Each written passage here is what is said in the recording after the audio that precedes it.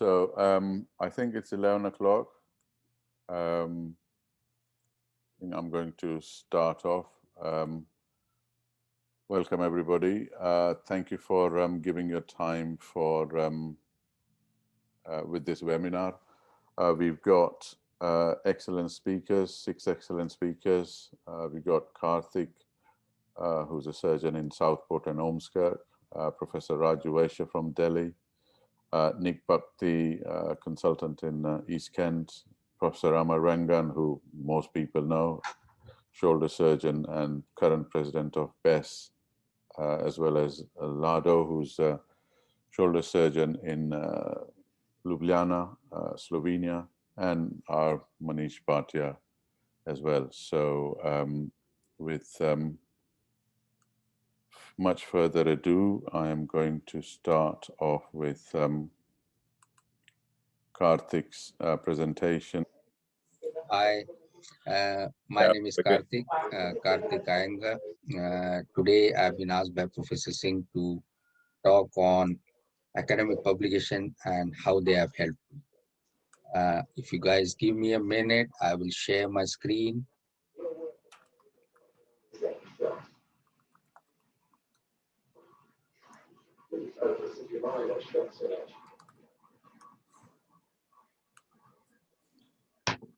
I have done most of my undergraduate and postgraduate training in a place called Nagpur. Nagpur, as some of you may be knowing, is in central India, and I have fond memories of the city and my college. It's famous for oranges. Currently, I work at Southport and Formby District General Hospital. When Professor Singh asked me to talk on this topic, I was scratching my head.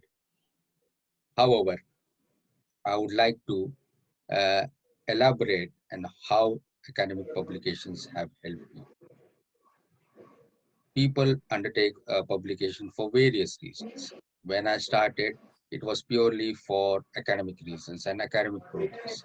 However, following few publications, it has become a hobby for me. I enjoy it.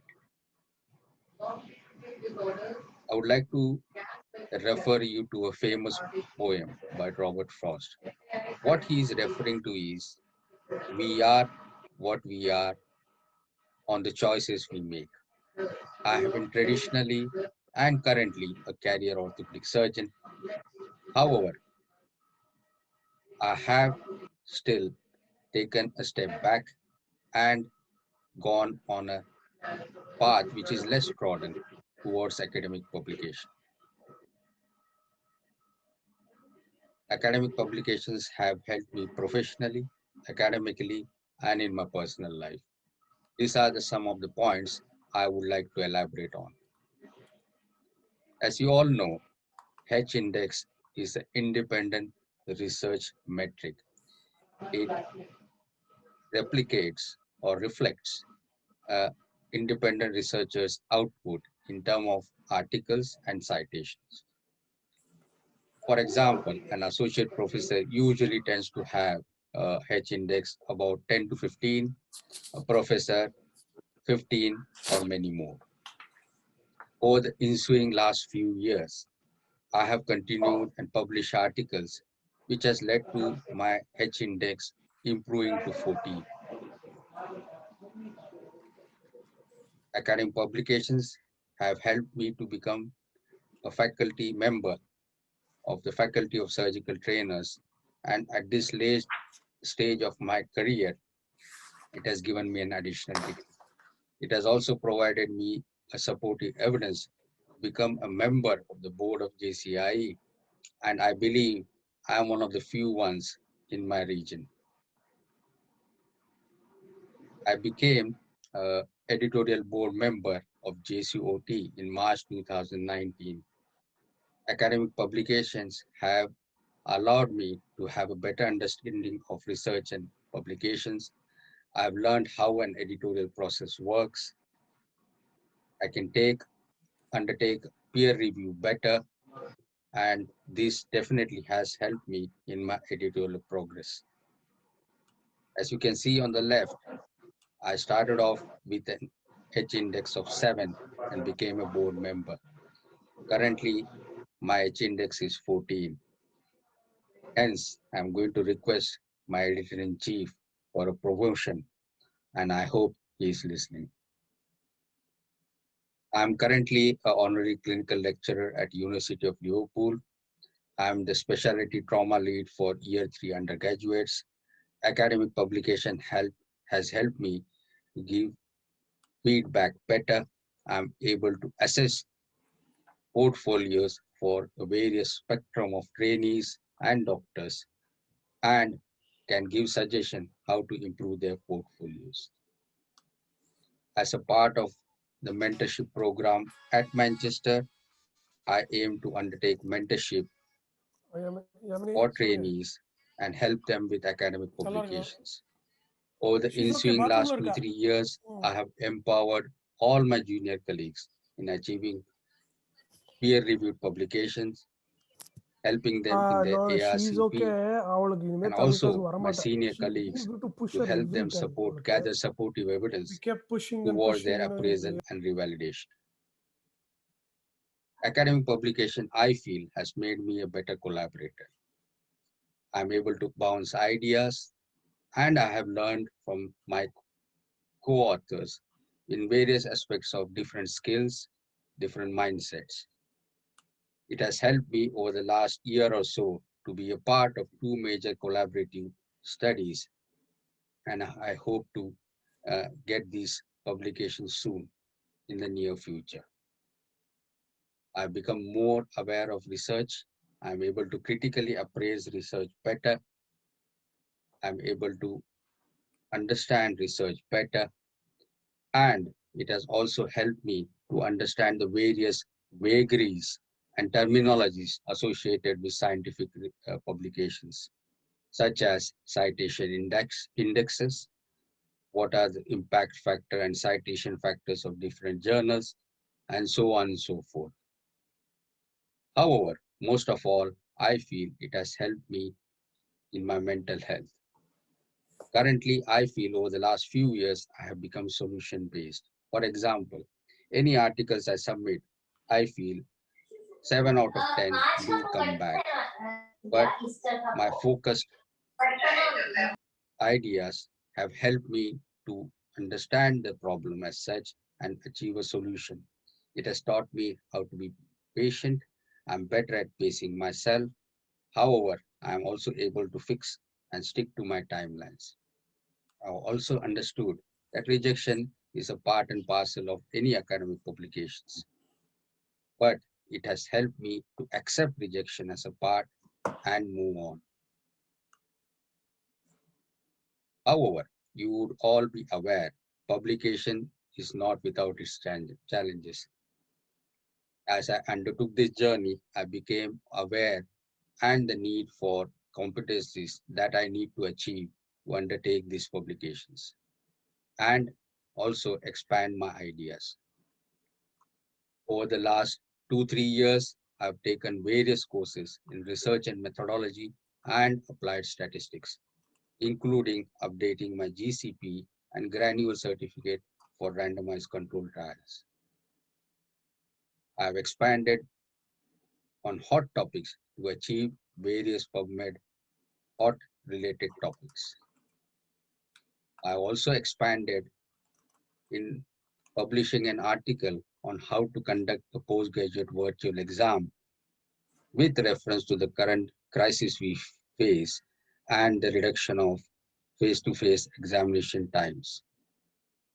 In fact, I've used COVID-19 as an opportunity rather than a crisis.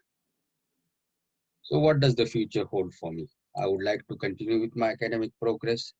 I would definitely like to become a member of a research committee, for example, NIHR, which will support me in my academic positions. It would be nice to be a part of a RCT or a MCT, but mainly I would like to motivate my colleagues, my trainees, my doctors in achieving presentations and publications.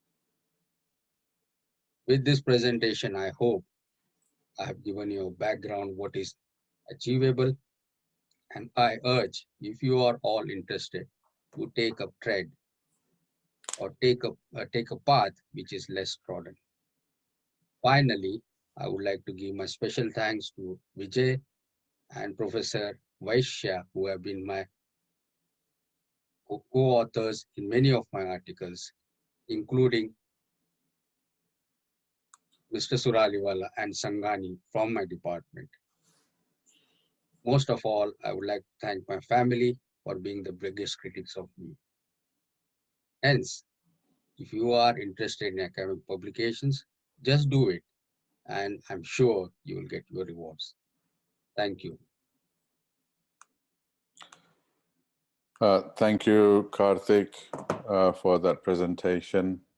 Next, we have Professor Raju Vaishya, who's a senior orthopedic surgeon in Delhi.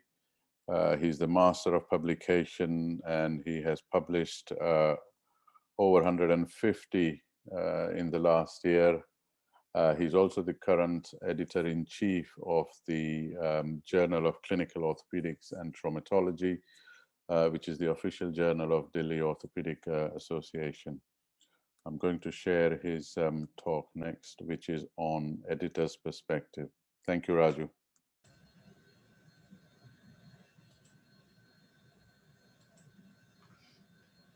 Good afternoon, friends.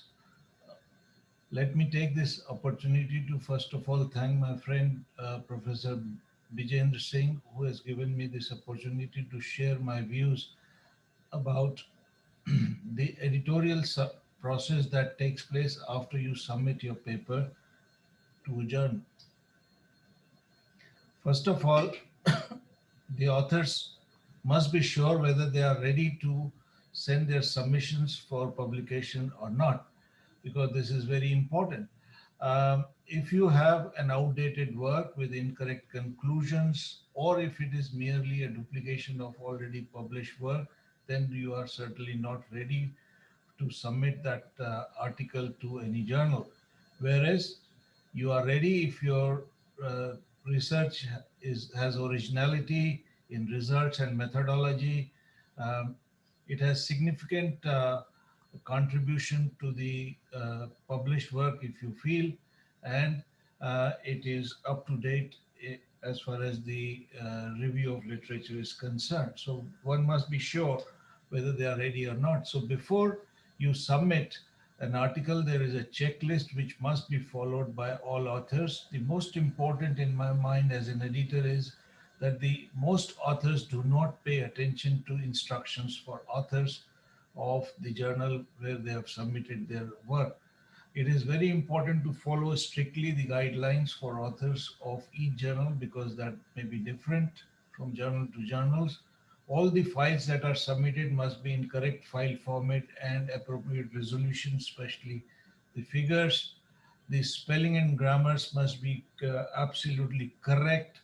Um, and all the contact information of the author must be provided in required details. There should be a strong and persuasive cover letter written by the the authors to the editors, so that he can understand the novelty of that paper from that simple covering letter, and then can proceed to handle with your submission.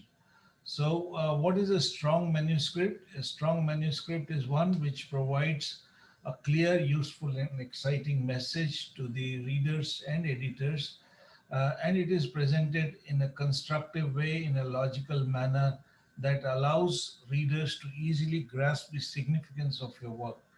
Uh, you can imagine that all editors, reviewers, and readers want to receive a well presented manuscript where they do not have to apply their mind too much to understand your work.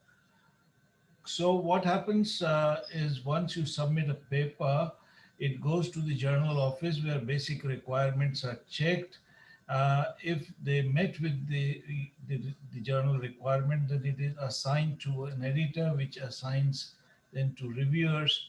And once he received adequate number of reviews, usually 2 to 3 good reviews, then he makes a decision in the form of rejection or acceptance or minor or major revision. Once the article is sent for revision, then you have to resubmit the revision in required time for further decision making. There are now many papers which are rejected immediately, or they are, as they say, they suffer from desk rejection. And it is very common in high impact journals where there is large volume of papers that are submitted. The reasons for desk rejection or immediate rejection is whether the article is out of scope, it doesn't fit into the style of journal or journal objectives. It lacks novelty, and it may be associated with fraud or plagiarism, which is a serious offense and should be avoided as far as possible. Or there may be some missing parts like figure references, etc. Once the article is submitted for review, it is reviewed by experts in their field in the form of peer review, which is usually double-blinded. So the reviewers do not know the identity of the authors or their institution. It helps to determine the quality, validity, significance, and originality of the research. And overall, their comments help to improve the quality of papers because they are specialists in the field and they are looking at these papers without any bias. So the reviewers are looking for novelty and technical quality, and the better it is, the chances of acceptance are really high. The editors are also quite busy in handling so many submissions, and they have to make a quick understanding and decision on several manuscripts. So first the editors look at the cover letter, then the abstract and conclusion, and the order of references, or whether the references are outdated or are up to date. And from that, the editors can make a quick decision whether this article is good enough to be reviewed or not. If not, then it is rejected and sent back to the authors. They also check whether the article is in the scope of their journal and if it is likely to create sufficient impact on the current knowledge and cited in future by the other people.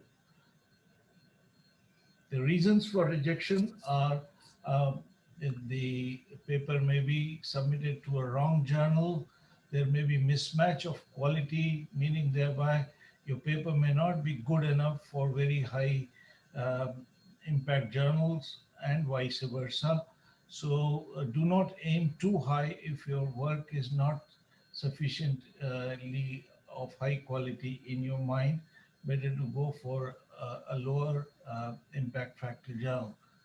There may be too many articles already published in that journal, so check before submitting. It may be badly written, casually written, and that should be avoided. You have to be very meticulous in completing your submission, writing your paper before submitting.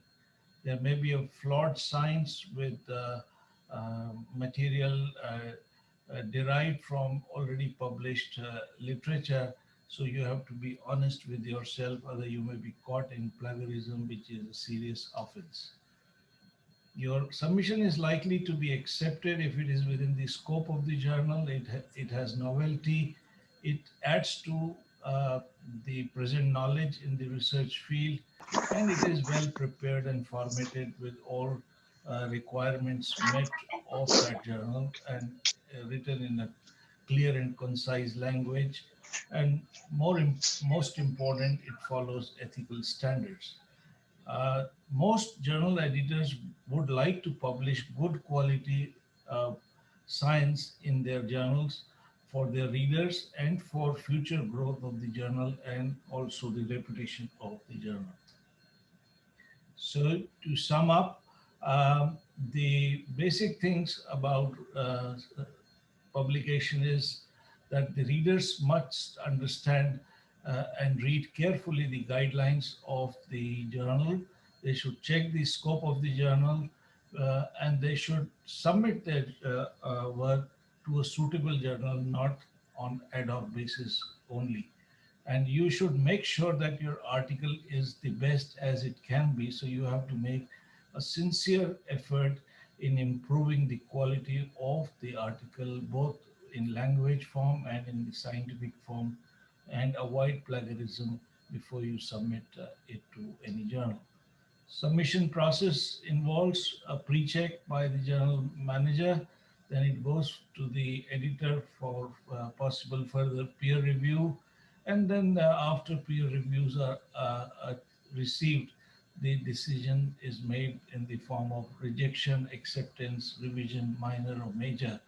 And once the article is accepted, it is again a long process before it is actually published. It goes for copy editing, English editing, final proofreading is then done by the authors. And once the proofs are received by the journal office, then the production teams publish this journal online and offline as well. So a fair editorial process involves fair reviews and editors' collaboration with double blind review process. The editorial process should be fast enough to make an initial decision within 4 to 6 weeks, and it should be transparent so that authors are provided with a fact-based synthesis of their reviews so that they understand why the article has been rejected or sent for revision, and then they can improve on that for future. So friends, writing is a hard work, but once you are used to writing, then publishing is not so difficult. First few papers may be difficult, but once you make it a habit to publish regularly, it is not that difficult a process. So keep publishing, keep writing. Thank you very much. Thank you, Raju. That was great. I mean, as you alluded at the end, that it's like an addiction. I certainly think it's like an addiction to get into publication, which becomes difficult. And sometimes the problem arises for people like me. Certainly, I can say for myself, maybe a bit of my generation was to get the references in place, in the right place, and I still have that. So I think I'm very much looking forward to hear from Nick. He's the techno expert about this. So this is his talk. Good morning. My name is Nick Bhakti. I'm one of the orthopedic consultants at William Harvey Hospital in Ashford. And I would like to say thank you for joining us at this week's BIOS webinar. Sorry, apologies. I did introduce Nick to everybody. Nick Bhakti is a shoulder and elbow surgeon at William Harvey Hospital in Kent. I would also like to say thank you for Professor Singh for inviting me to be part of this week's webinar. Today, I would like to talk about referencing and citing and how to avoid a headache. In general, the topic of discussion today is why should we be using a referencing software and how to use one.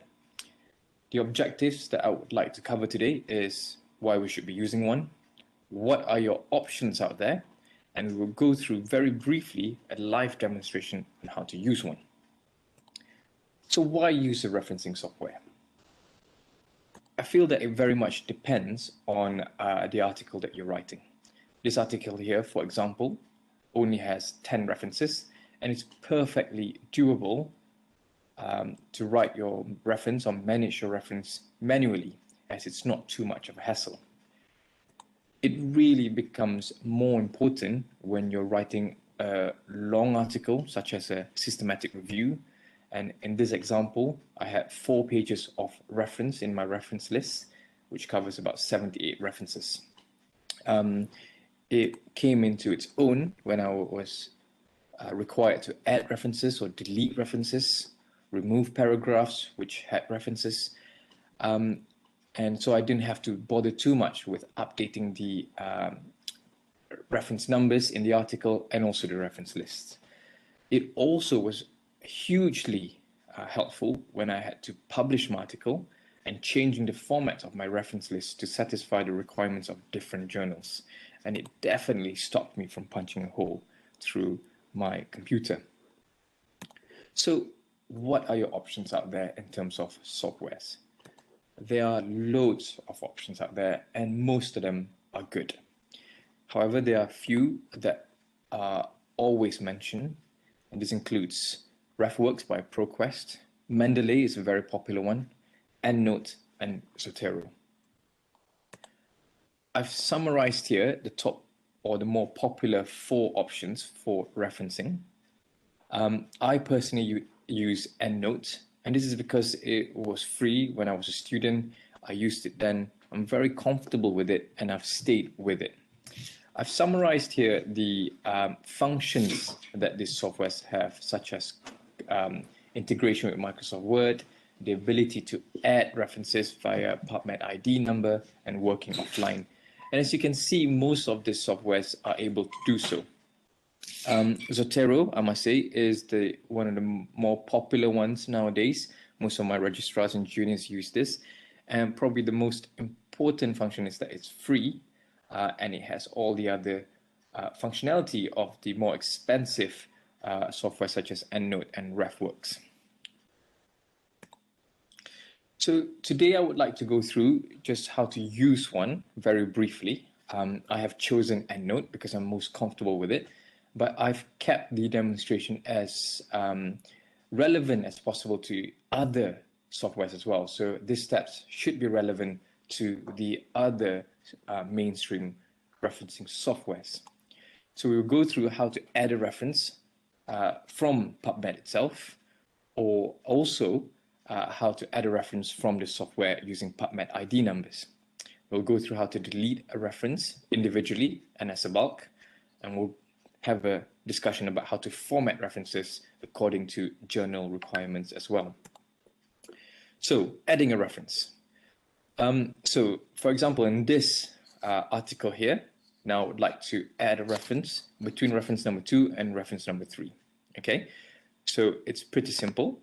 All you have to do, and we're going to do this via website. So this is the article that you've identified that you want to reference. At the top right hand corner, you can see there's a link for citation.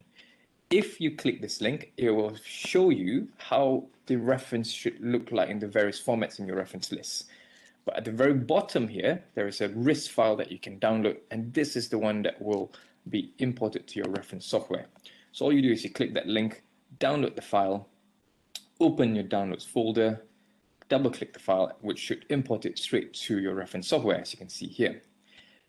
Then you go back to your Word document and click on your reference software toolbar, insert citation, search for your reference, and click insert.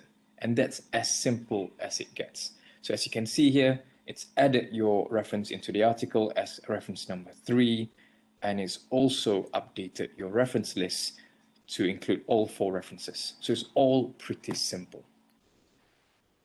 As I mentioned earlier, you could also search for the article using PubMed ID number, and this example here is on EndNote, and all you have to do is paste the PubMed ID number here, click search, and the article should come out here.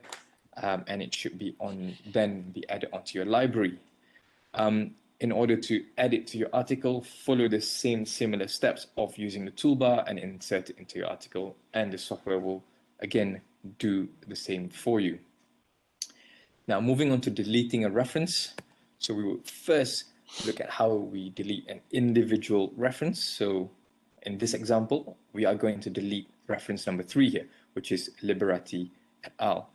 So all you do is you utilize the toolbar again, go up to citations and edit citations, identify the reference that you want to delete, click the settings button, remove citation, and click OK.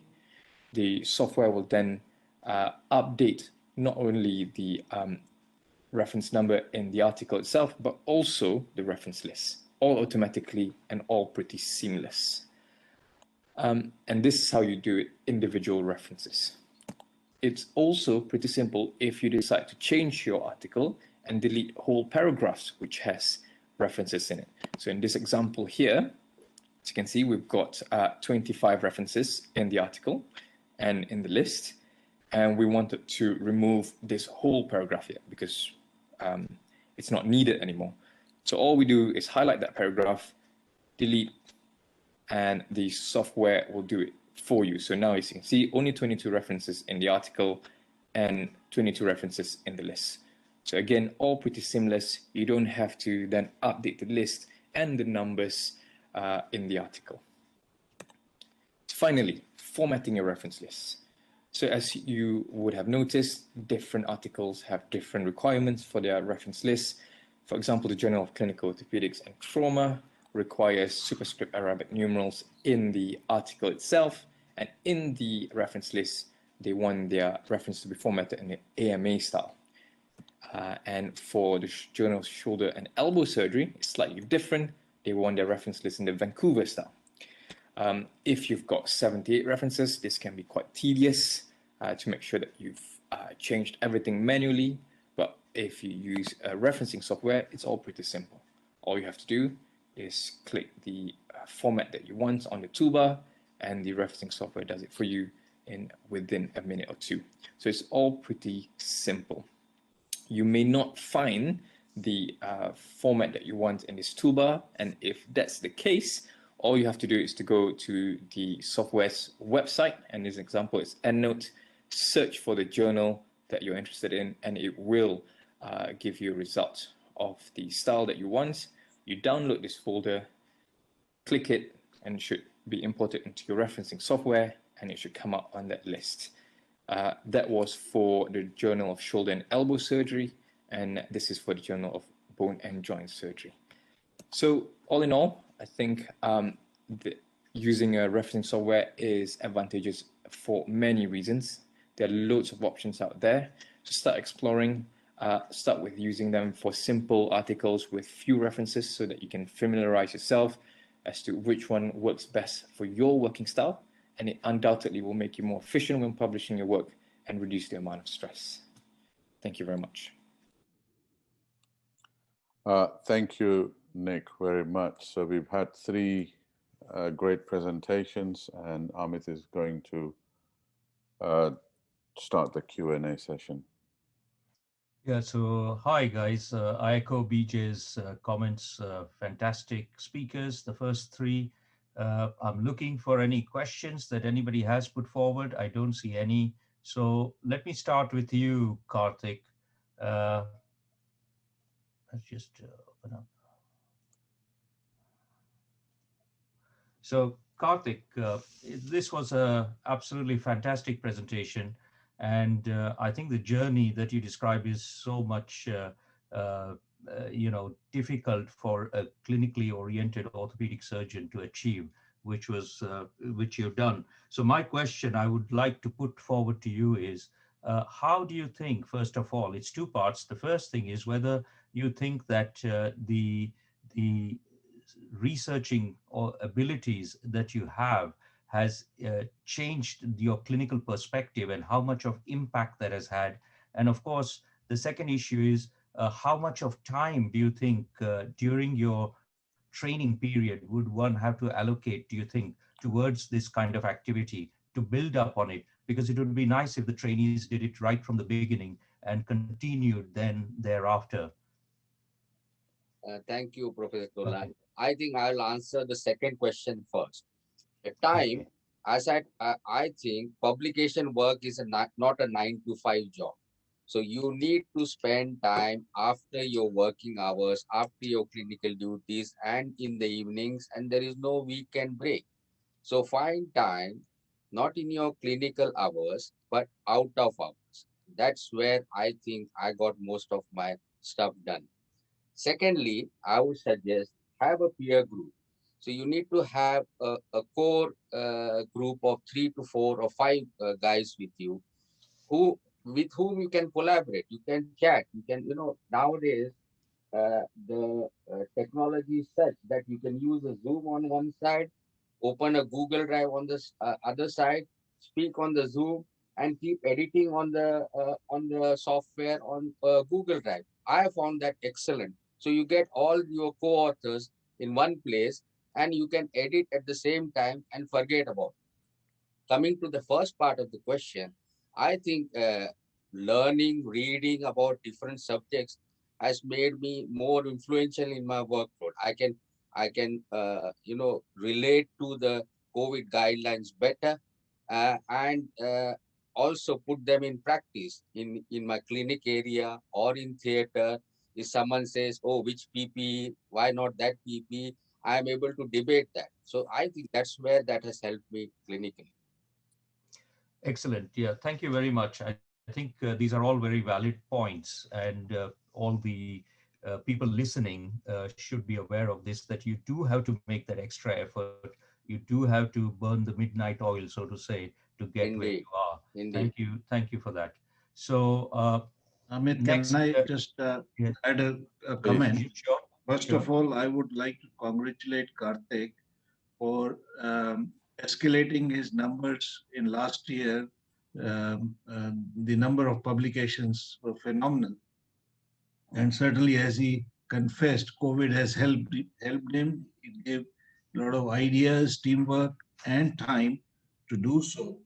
And I would certainly, as editor in chief, would promote him because of his higher H index. I can assure him. And here, one point, as Bijendra said, that publication is difficult, but it is a thing which must be done. Um, I always say research is repulsive to most people, and it's not a cup of tea for most people as they think. But once you have a publication, it becomes an addiction. So research is repulsive, but publication is addictive. So if you do a couple of publication, then you will not stop. You will keep doing, and um, you will you will find that other people are not doing it. You see, and why I was not doing it before. So it gives you name, it gives you reputation, and the biggest thing, it gives you inner sense of satisfaction that you have contributed something good for rest of the world to see and follow you. Thank you. Yeah, very true, very true. And I like that phrase. Research is repulsive, but publication is addictive. I think Yes. that's an important point for everybody listening to take away. The second point one could add also is that rejection should not be considered as a situation that you sit back and get depressed. It should be taken positively as a way to resubmit or to look at yourself and improve the way you are doing things and resubmit that so that you're successful. So, uh, Raju, thank you very much for your excellent talk. It was really, really great to see you with your editor-in-chief hat telling us all about how to do it. Now, what I would like to ask you is, there is quite a lot on the strength of evidence, which relates to obviously the study, your design, your precision, the relevance, and obviously any reporting bias that comes into it. So, what do you actually lay more emphasis on, or is this a conjoint decision made by the section editors or the sub editors who support that and send it across to you? You see, once I received the manuscript, uh, until now, I used to handle all the manuscript as the first-hand transaction. Now that we have section editors, first of all, I used to see what is the content in the manuscript, and is it suitable for our journal or not, and also check how much is the similarity and plagiarism in it, how much has been copied and pasted. As an editor, you can actually smell a manuscript. You can say that this manuscript is just a replication of an old work which was done 5 years, 10 years ago as a thesis part, and has been now the authors have got some time to submit it.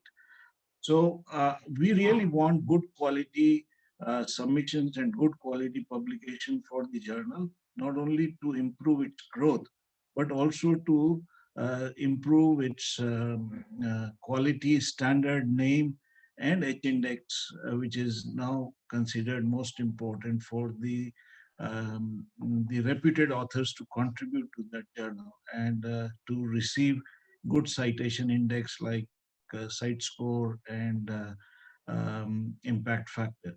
So every journal would like to publish more papers with higher level of evidence or hierarchy, as they say. As you know, we have five level of hierarchy. So higher the level of the evidence is there for a manuscript, the more likely it is going to be published. But you have to be very careful these days because people try to manufacture these papers, especially from eastern part of the world. And one must have good statistician, good editorial team who can judge these papers, especially systematic reviews. You should not get befooled or bullied by just the statistics and lots of other stuff that is presented to you. Content has to have a good objective, good methodology, good results, and the results and objectives should match to their conclusion. They should not arbitrarily make conclusion which has not been done. So thank you very much. That's very valid points, all of them. And again, may I congratulate you on the journey of the JCOT. It's absolutely phenomenal. The last year has seen you increase your citation index and publication rate manyfold over. So thank you very much for the talk. I'll move on now to Nick's paper. And Nick, this was an excellent presentation. Absolutely first class for us to see how the referencing software can be used to ease our load. In my times, I used to often get the secretary to just change the references as per the style of the paper, which was the difference. To do that, The difference do it yourself. The difference is, Prof. Tola, is that you have a secretary. I don't. We are living in the virtual age, and I think that is an amazing, piece of kit to work from. So I do have a question from Nitish, who's put it forward to ask you whether these reference software are intercompatible. In other words, you can export a reference list from Endpoint to Zotero or Zotero to Mendeley and vice versa. What do you think? Technically, they all speak the same language, technically. But from experience, having used EndNotes, sometimes when you try to edit an article or a paper that's been written with other softwares like Zotero, sometimes there's translational problems when importing it. So what I would suggest is that you choose one that the whole team is using. I don't get any royalties or any money for promoting it, but I do feel that EndNote is pretty good. But I think as a whole, as a package, Zotero is probably the one that as a team you should use because it's free. And it's compatible for Macs and Windows. And I just think that the user interface is much better compared to EndNote as well. Okay, great. Thank you. Just a separate issue, really, and not completely correlated to your talk, but just as a guide to our trainees and others who are starting out doing research. What do you do? Is there a particular search engine that you use for your resources? I mean, you have to, obviously it depends on the type of paper that you are writing, but is there some common advice that you can give to people starting off doing this to make their life easier? So I think the oracle of academic paper has to be PubMed, because it's not limited only for medical journals, but it's all scientific journals. So I think the one of the first steps that you have to familiarize yourself with is the advanced search in PubMed on how to use the different keywords and the booleans and everything to narrow down on your search, so you don't get 200,000 results, but you get the 20 that's relevant to the article that you're writing. Yeah, I think that's a very valid point, because you often If you don't put the correct words into the search engine, you come up with, is that old adage, isn't it? You don't put in the right thing, you get garbage out, and then you don't Correct. know what to do about it. Thank you very Correct. much. That was an No excellent problem. talk with great practicality on how to use referencing software and make your life so much easier. Thank you. I think I'll bring this first 3 speaker session to an end now. BJ, you want Thank to? you. Thank you, Amit. Excellent session. Next, we've got Professor Amar Rangan, who doesn't need much introduction, but he's the current president of the British Elbow and Shoulder Society. He's a consultant surgeon at South Tees Hospitals. He also holds a chair at the Mary Kinross Trust and Royal College of Surgeons, as well as the Oxford University. He was the chair of the BIOS Research Committee from 2013 to 2018, and he has managed to get multi-center, multiple research ongoing. So one of the things that even Karthik mentioned in his talk was about getting the funding and getting involved in multiple research. So this is a talk by Amar on how to get research funding. So, hi everyone. BJ has asked me to talk about getting research funding. It's a huge topic in itself, and it's very difficult to cover that in 10 minutes. So I thought what would be useful is perhaps just to give you an overview, an outline of what's involved, more in terms of what the prerequisites are in seeking and securing research funding. And beyond that, we can talk a little bit about the funding streams that are currently available. So the first thing to do is to try and work out what's the purpose of the funds. Broadly, there are 2 types. There's those that support individuals to develop, mainly in terms of doctoral, postdoctoral fellowships, and NHR investigator and senior investigator awards. For the purposes of this talk, though, I think it'll be more relevant for us if I concentrate on how we can secure funding for specific research projects, particularly clinical research, which I think is likely to be most relevant to us all. So broadly, there's commercial research and non-commercial research. The principles are similar in terms of how you build up to secure a grant in either of these streams of funding. And so let's just look at the prerequisites as to what's actually required and how you can get ready with a robust and competitive grant proposal that's likely to succeed. One of the good things about trauma and orthopedics is more recently we have become good at actually securing funds for high-level research, high-quality research, which has quite a significant global impact. So let's just look at the prerequisites then. When you start off with a research question, it's important that you clarify the research question and write a study protocol. That's the starting point for all this. And again, broadly, these are the main areas you need to clarify. In terms of the clinical aspects, it's a question of who, what, and why questions, and practical is where, when, and how questions. For example, for the clinical side, who are your participants, study participants? So how do you define the study population? What are your interventions? What are your outcomes? What is it that you're measuring? And why is it that this research is important? And these are very key questions.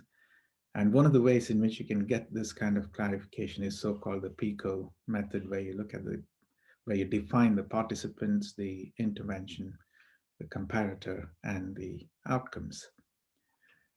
For example, we're currently running the PROFA2 trial, which is basically a trial comparing 2 types of arthroplasty for 3 and 4 part proximal humeral fractures. So the broad question to start with as a study idea was, what's the role of arthroplasty in severe proximal humeral fractures? So to get a clarified research question, you would define the Pico and it goes something like in patients over the age of 65 who sustain 3 and 4 part displaced proximal humeral fractures, is reverse shoulder arthroplasty clinically superior and more cost effective than a hemiarthroplasty or structured non-surgical treatment? So you're kind of defining the participants, the interventions, the comparator, and what are the outcomes you're measuring, which is the clinical and cost effectiveness broadly. So that's how you go about defining a study question.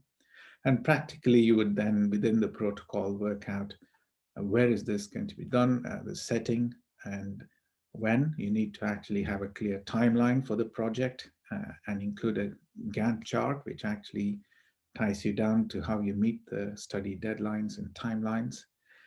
And then how are you going to do this? What's the study method? Is it a randomized trial? Is it an observational study, cohort study, etc.? So the first question then, as I said, is perhaps the most important one when it comes to trying to convince a funding body to invest in your project is to convince them that your research is actually really, really important.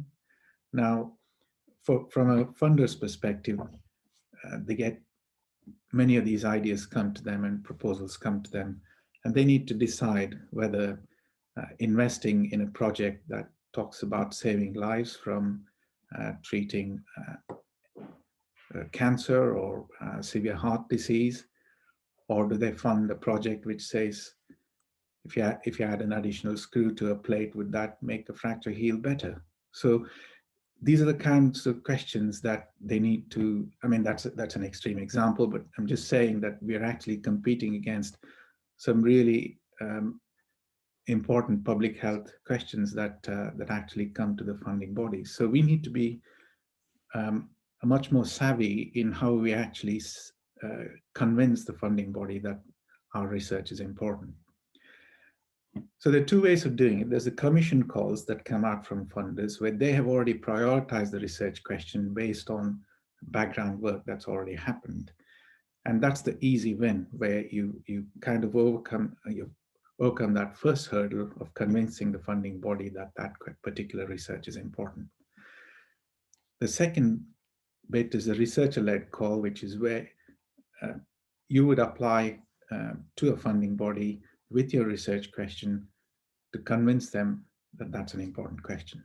So that's the challenge. There are many ways of doing it in terms of identifying a research question that's important, including conducting systematic reviews to identify the question, looking at registry data, preliminary work. And also there's this James Lind Alliance Priority Setting Partnership. There are a number of these that have happened in TNO in recent years, and many of these have been published, and this is an example of what we did for surgery for shoulder pain. These identify the top 10 priorities within each area. And this is a very powerful way of lobbying funding bodies to invest in these research questions.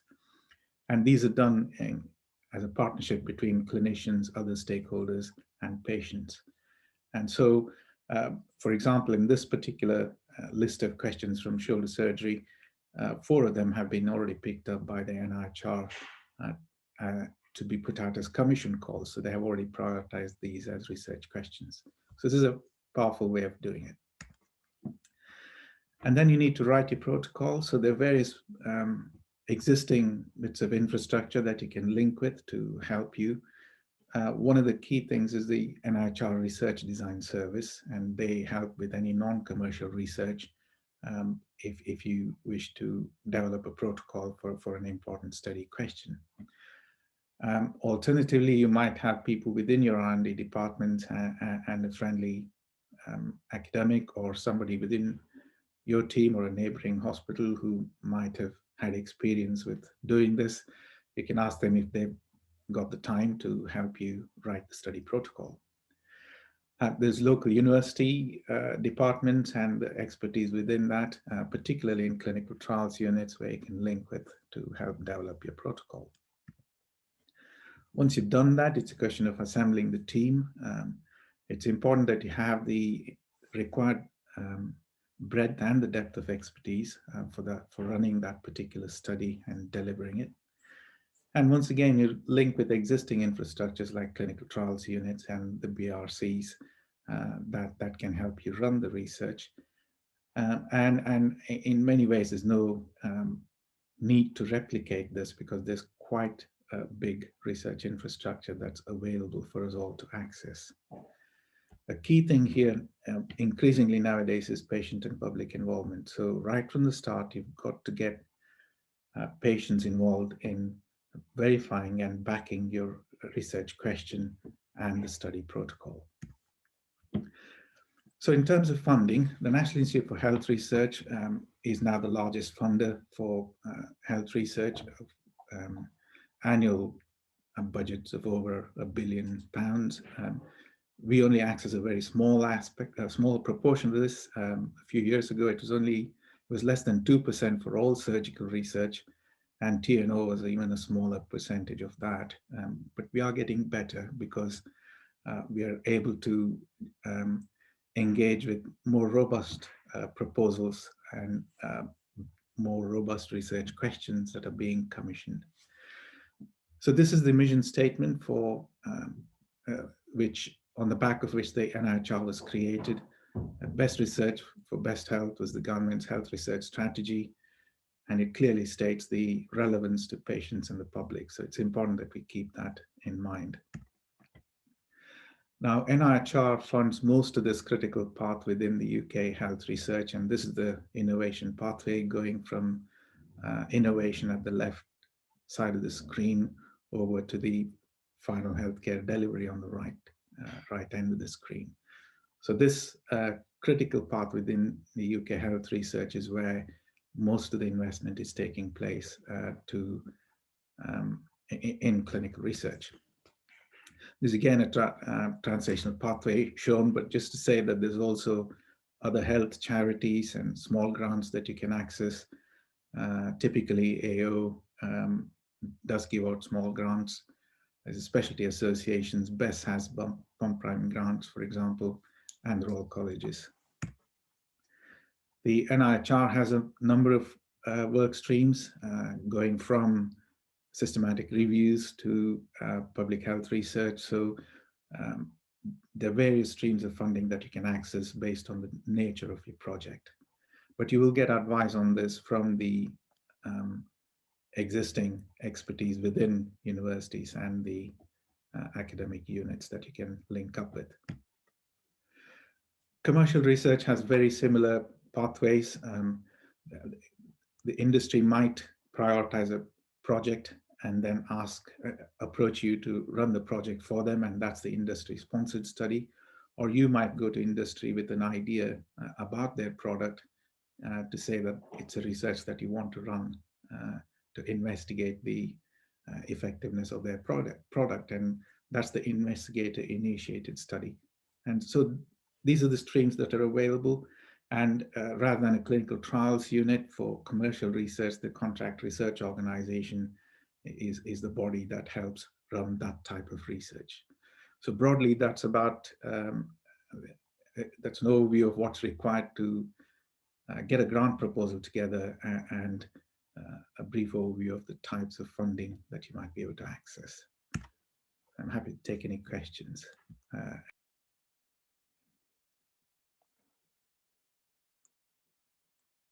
Thank you, Amar. That was excellent talk as always.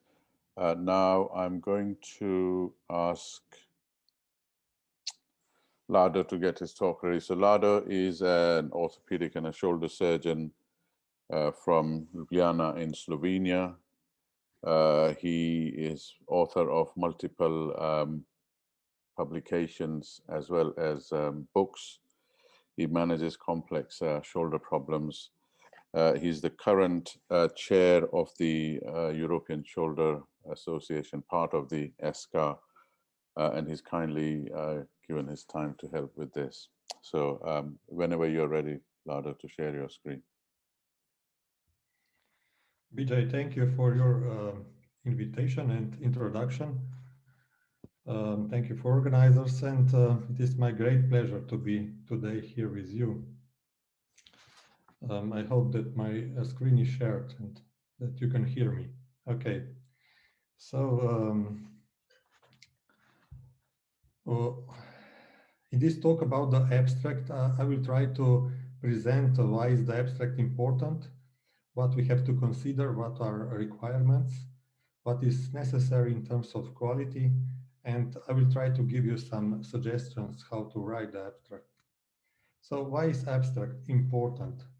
This is in fact the only part of the paper which is seen when you search the articles through the databases like PubMed and so on. And many times it is the only part of the article which is noted and read besides the title. It is of course also the only part of the article published in proceedings of the conference. And if you are a reviewer, this is the part which is available together with invitation to review the article for specific journals. How we actually read the scientific articles. First, for impression of the article, we look at it and we read the title, of course. Next, we read the abstract, or at least a part of it. Only if we have a deep interest and if we want better understanding, then we look at the content. Usually we address introduction and discussion, and we leave materials and results. People actually read entire paper only if they have specific interest and if are looking for thorough understanding. This is actually the everyday's life. So keeping this in mind, for the majority of readers, the paper does not exist beyond its abstract. This is why it is important and has to be written with certain quality. The abstract is actually also like advertisement of your scientific work. You will make a first impression with it. And this is also the first step how to reach the appropriate audience. So what are the requirements of the abstract? Abstract should give appropriate impression on the paper, on its content, and second, abstract should be representative on the entire paper. To achieve this, we have to consider some details. Abstract is actually condensed and concentrated version of full text. It has to be sufficiently representative. That means that it could work as a standalone document. It has to be as detailed as possible with the known limits. And so you need precise writing skills and fine judgment, what is necessary to put in and what is not. It has to contain as much information as possible related to the aim of the article and the research idea. Next, it should not present a biased picture. It is not difficult to put in favorable outcomes or findings that support your hypothesis, but it is also important that you put in non-significant and adverse findings. You should mention this, and here we come to the ethics of the publishing. And the abstract should be written in the way that the reader is able to independently evaluate our author's conclusions. So be careful about the space. The formal structure is usually limited with the number of the words, usually between 200 and 250. And abstract is usually structured. The main subjects are, of course, background, introduction, methods, results, conclusion. But some paper will have also other subjects like objectives, purposes, limitations, clinical relevances, and so on. But this is usually available in the instruction of the journal. So if we analyze important ones, the first one is the background.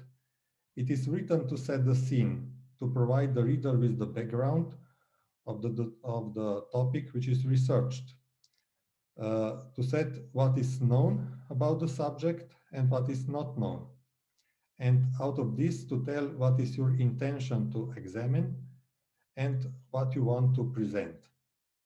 This is usually the shortest part of the abstract. Usually 2 to 3 sentences are enough.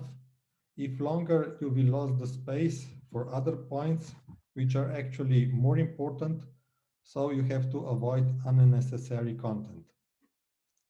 The second part is our methods, and methods are giving the summary of the study design. So information, what was done and how was done. And this is the second longest part in the abstract.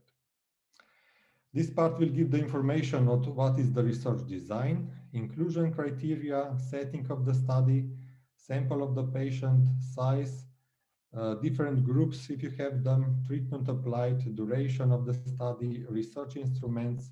This is very important. And what is the primary outcome measure and how is defined.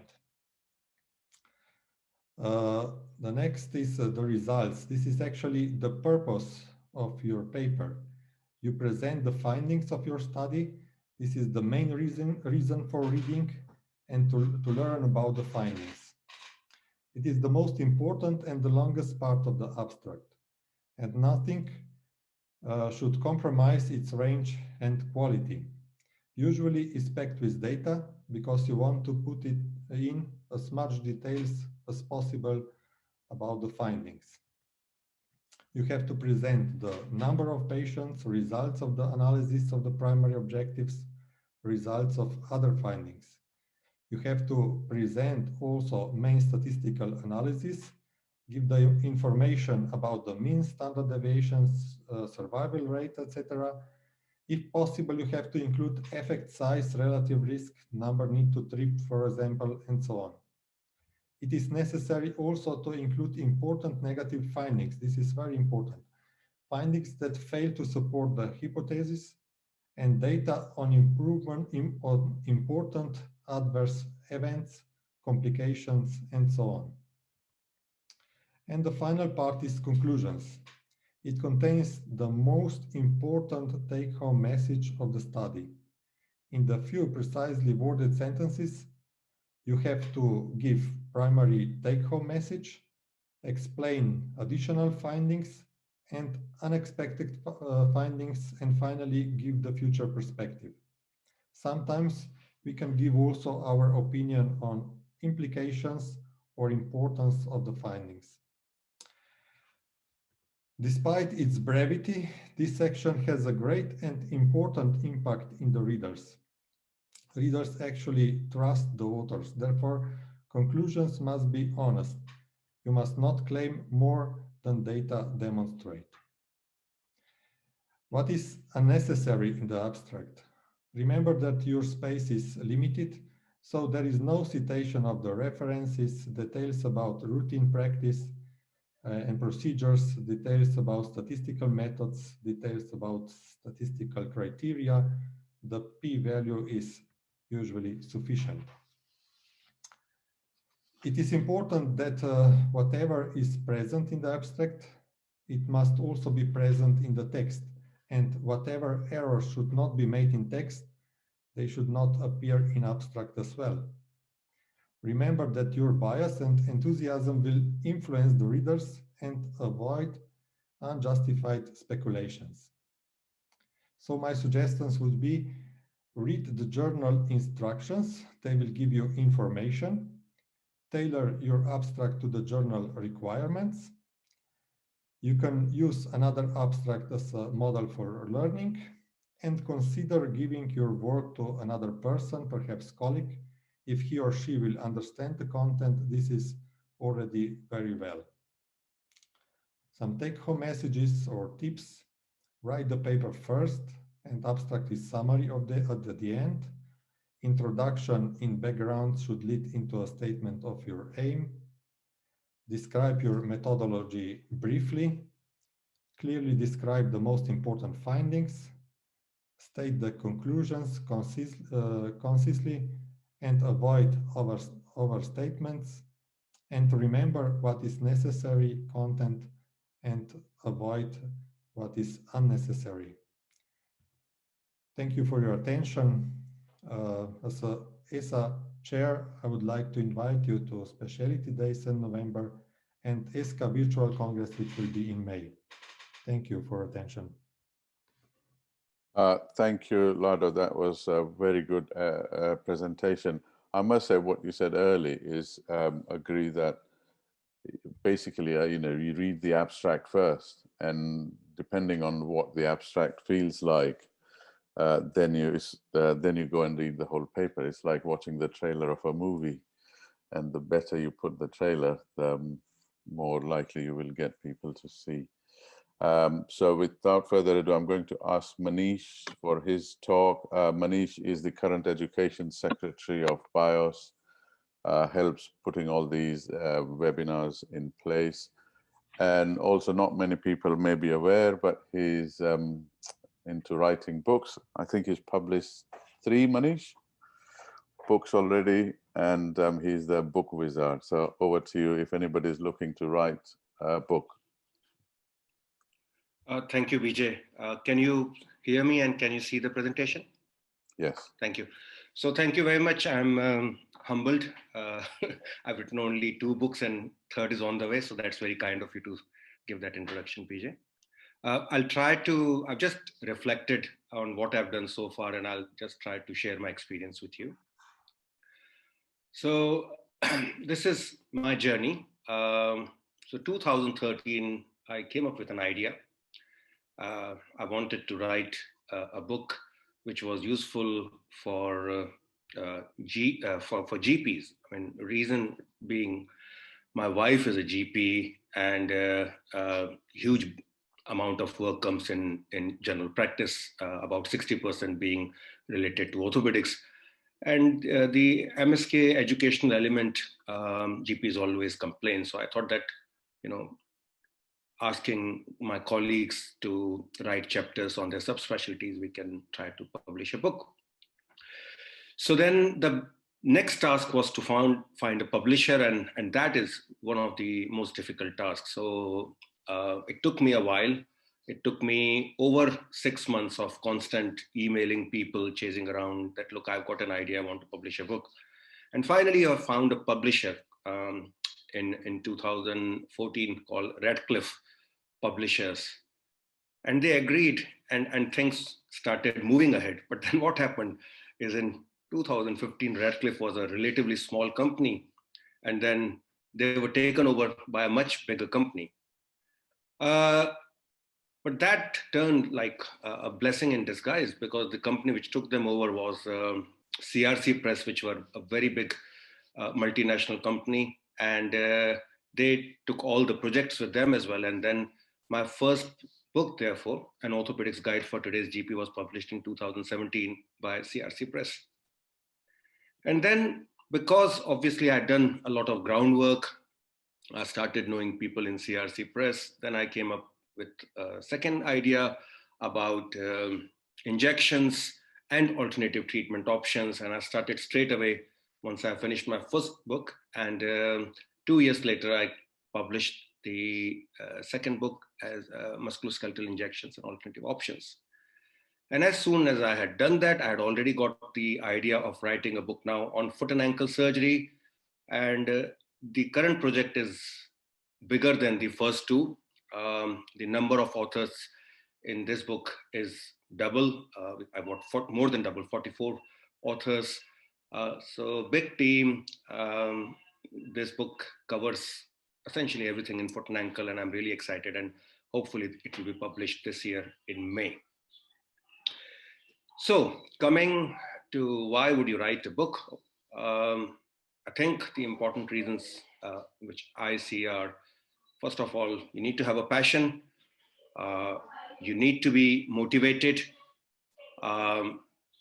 Once fulfilled, the book will give you, writing a book successfully will give you accomplishment, achievement. And then there is a financial motive as well. But the way I see it, it's not that big. You don't get a big royalty. I mean, considering the time you put in. So financial motive could be there, but it's the least important as I think. What is involved? So, I mean, we have touched on publishing, and it's not different from other thing, but essentially, I've tried to break it. So, first of all, you need to come up with an idea or a need. So, is there anything in the market? Is there a topic you like to write upon, and is there anything what has been written? So, it has to be some sort of unique, a niche topic you come up with. And then, as Amar was saying, the next important bit is to write a proposal. So you need to write a fairly detailed proposal as to what the book will consist of, how many chapters will it have, what topics, what sort of authors, who would it cater to, word count, approximate word count, illustration count, will it have videos, and so on. And if possible, at this time, the publishers like to see a model chapter of the book as well. So if you write a proposal, if you attach a model chapter, then that's more useful. And then you send that proposal to publishers, and a lot of publishers would reject. I mean, I know one of my senior colleagues had been with an idea for last 6 years, and finally he managed to find a publisher, and he's just published a book. So it can take a while. Publisher, if they agree, then they will send your proposal to external reviews, depending between 2 to 4. And then the reviewers will say, these are the strengths, these are the weaknesses, and then you'll be asked to respond. Finally, when all this goes through, then the next thing comes as you need to find a team. And that's very important because the authors are the one you're relying upon. To write a book single-handedly, it can be done, but it is very difficult. And all my books so far have been, based on my wonderful team. And then the different types of, pressures. Then you have to keep up to the deadlines. You have to keep reminding people. You have to, make sure that everybody is actively involved. And then once you finally receive the manuscript, then you need to go through these and then edit them, send it to publishers. Then it goes into more proof, copy editing, things like that. And finally, one day, the final product you'll be able to see if you keep on doing this. So that is what is involved. What can go wrong? There are lots of things. To start with, it's very difficult to find a willing publisher. Now, as I said, in my first company, it changed hands, and that took a lot of time, or it can go bust. Authors, you really want your product is going to be as good as the team of your authors. And unfortunately, sometimes authors might say yes, but then they might say no. It has happened to me. Might sleep on it. You need to constantly chase them.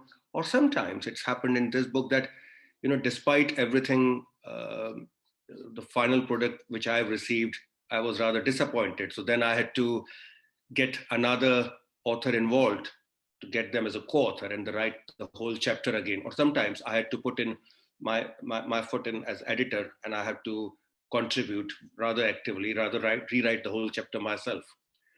Illustrations, again, very important. You need original illustrations, you need consent. If they are not original, then you need to take permission. Quality has to be good. Sometimes you need to get them redrawn. Then the editorial assistant. So you are liaising with someone on the other side of the publishing team. And that, sometimes you can get a person who is not very switched on. In my last book, the editorial assistant went off sick and I couldn't exchange emails for all 6 months. Or, put it mildly, sometimes you think, oh my God, what's the point of having them? I would rather do the work myself. Copy editing. I mean, this book on foot and ankle surgery has been outsourced abroad. And that's given me a big headache on its own, because then the copy editors decided to change a lot of things. So for example, they played with the degrees of all authors. So they took out FRCS, or they took out FRCS trauma and orth, instead put everyone FRCS, whether you've done MRCS or FRCS trauma and orth. Everybody became, they put Milton Keynes as an author and things like that. So, that can be in this day and age, especially when things go out for outsourcing, that can be a headache on its own. So to summarize, if you are going to write a book, what are the things you need? And I think important is that you need to be passionate about something you want to write about. You need to be resilient, bounce back. You need to have resources. You need to know people. You need to have good contacts. It's important to have good organizational skills, because as an editor, if you slow down, then that doesn't reflect very well on your team. You need to work hard and you need to have patience. Is it worth the effort? For me, yes. Raju said in his presentation, not a cup of tea for everyone. And I say the same thing, that writing a book is not a cup of tea for everyone. However, if you are interested, motivated, then once your project is finished, it gives you immense source of fulfillment, achievement, and pride. That's all I have to say. Thank you very much. Thank you, Manish, for an excellent talk. I'd like to thank everybody who has presented so far. There's a few questions that has come, and I'll go by the way it comes. So the first is for Amar. The difference between commercial and non-commercial sort of funding. That's one. The second one is a slightly cynical view of my co-host, but I think it's quite true. I mean, I also feel like that sometimes, whether the research done via the NIHR is done to stop some treatment within the NHS.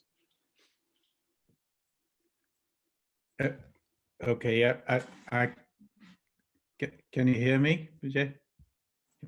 Yeah. Yeah, great. So I think that's a really good question. I think what might be useful to consider is, for most health economies, the amount of money available for service for any particular area is finite. So it's like the cake is the same size. So it's a question of how well you slice it. It determines how effective your healthcare service is. And so rather than cost saving, I would probably look at it as being a way in which you can actually guide appropriate commissioning in terms of saying which are the most effective interventions for which a health economy can invest to make our services most efficient. So the cost effectiveness analysis is frequently run alongside large-scale clinical trials. So most of the clinical trials we run, there's so much data that it's a missed opportunity, I think, if we don't do it. And that's one of the reasons why we do it. The NIHR is keen on cost effectiveness research, and you're absolutely right. It has something to do with efficiency and cost savings for the NHS. But increasingly globally, I think people are looking at what we're doing in the UK in terms of cost effectiveness analysis, because commissioning decisions in most health economies are actually based on what comes out of these trials and the cost effectiveness work. So just to give an example, a colleague of mine who works in the Center for Health Economics in New York actually did a very nice analysis on cost effectiveness of orthopedic interventions that were done alongside clinical trials in the UK and NIHR trials. Out of 14 of those interventions that were investigated, I think there were 3 which were noted to be not cost effective, but the rest were deemed to be cost effective. And so it's a way in which you're kind of targeting your resources towards concentrating on those cost effective interventions rather than diverting them to ones which are not cost effective. And so I think that's the way I would look at it in terms of being able to influence policy in a positive way. But yes, in some areas, if the intervention isn't cost effective, it would lead to cost savings, which can be diverted elsewhere. And the second one was on the commercial versus non-commercial research, whether one is sort of not construed isn't the right word, but taken that the commercial one is likely to be felt that is more biased, or how do you avoid that? Is that right, Manish? Yeah, that's what the question was. That an example was if an implant making company sponsors a randomized controlled trial for implant versus an alternative, could that induce a lot of bias, and would it be look inferior in terms of quality? Potentially, but you can mitigate that as long as your protocol is robust and you have independent oversight of what you're doing. You can mitigate those issues. One of the things that even the commercial companies are now looking at is to have the clinical affairs side of it, or clinical investigation side of it, separate from their sales and separate from the marketing side of it, so that it reduces that amount of bias as to how the output of a study can be influenced by the service level engagement.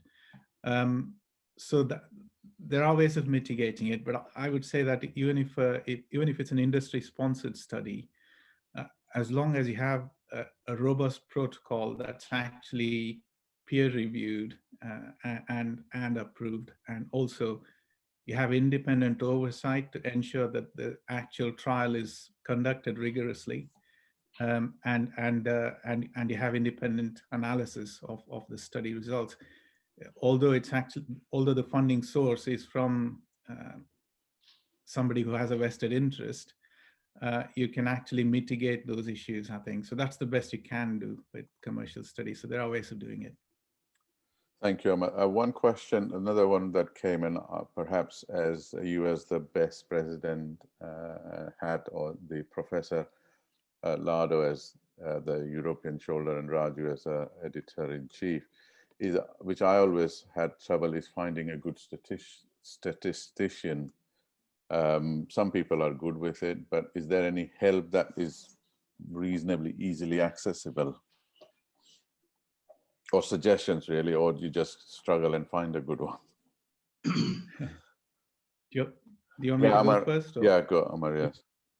So in the initial stages, when I started off on this path, I struggled, but then it gets easier once you get to know people, once you make the links. So I absolutely agree, it is a difficult one. Although there are statistical packages you can use, and if you've done a bit of background statistical work, you can use things like SPSS, GraphPad, Prism, or Stata. There are a number of those out there that you can use to export Excel worksheets into, which brings out some analysis that you actually wanted to do. But in reality, the statistical side, for it to be statistically robust, it needs a lot more thought right from the outset, rather than a post hoc analysis. It has to be predetermined, and there has to be a proper statistical analysis plan that's worked out at the outset before you embark on it. So I would suggest that if you want a good, robust study with good results that are credible, it's better to engage with somebody right up front. And I don't know the answer to it. If you don't have the links already, it's a difficult one. You've just got to try and make those links, I think. Thank you, Amar. Bijendra, I often, most of the hospitals and institutes now have a statistician, but the problem which they normally face is they don't get the correct questions put on to them. They just say, this is the data, just give us some statistics out of it, right? So the authors or researchers are themselves not very clear what do they want to know. So your research question has to be very crisp, clear, and practical, based on your study. And then if you sit with statisticians, they will come out with good solutions. Thank you. Thank you, Raju. Lado, anything to add to that? To the statistician. Yeah. I think that statisticians are a very important part of the working process on the article. Actually, I have to say that it is important that it is involved from the beginning of the process. In the when you design the study, there are already important ones. We have normally just a background knowledge of the statistics, but we don't. I mean, me personally, I don't know really statistics into details, and sometimes it is important to have a good talk with the statisticians and to see what can you do in the study and how can you analyze the results. Thank you. I think that's the key message here is that, I guess it depends on what type of study you're doing. I mean, if you're doing a randomized control trial or something reasonably big, then your best bet is to start before you actually embark on the study. Otherwise, or do a pilot study beforehand. Otherwise, you could end up with a data which is not of much use. Lado, there was a question for you about the abstract and level of evidence.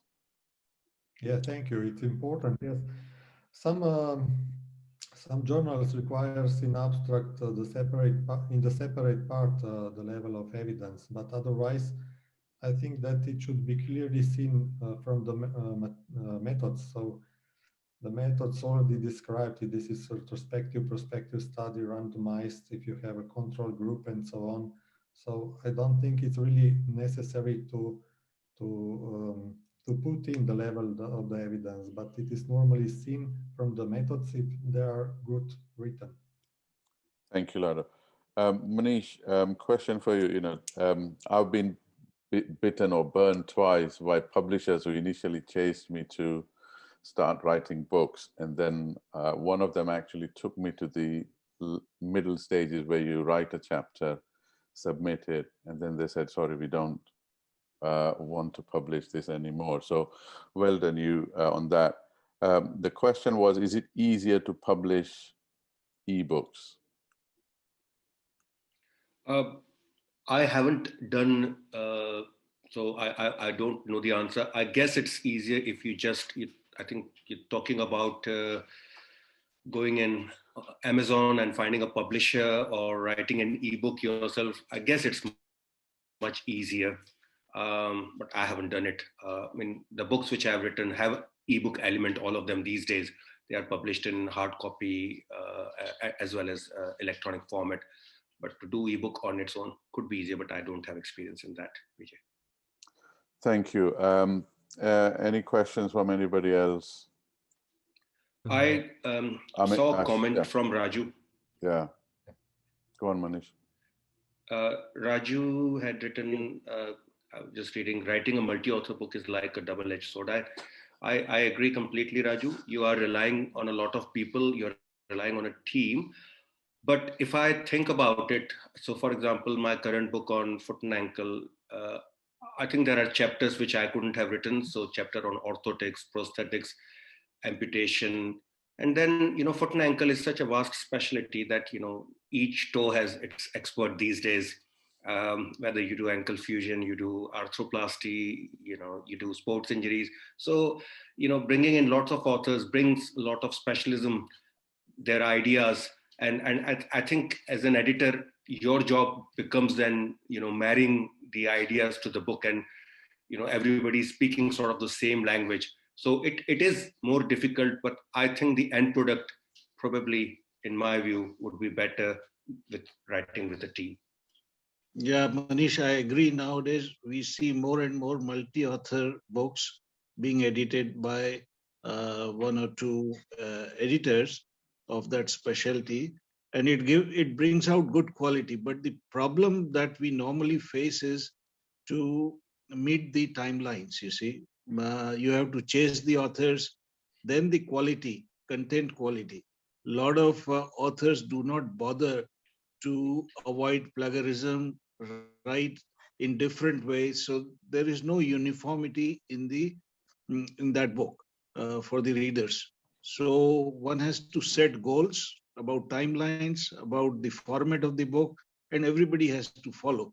Somebody may write 20 pages for a chapter, another one is only 5 pages. Somebody have 120 references, other person has only 30 references.